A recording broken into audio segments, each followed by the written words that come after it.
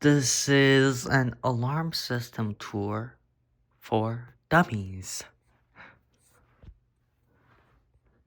So first off, we have this Honeywell Vista 20p keypad.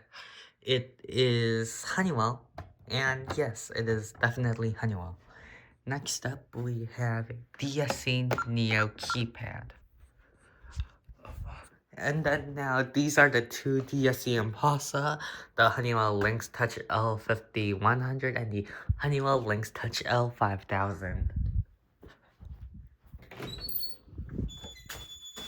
Now, the Honeywell Vista 20p keypad is armed, so let's disarm it.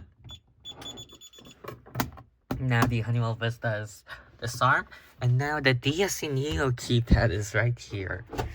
Alright, now this is the cabinet. This cabinet has the Honeywell Vista 20p panel, and there on top of it is the DSC Neo panel. Now up here, we have the DSC glass break and the Honeywell glass break.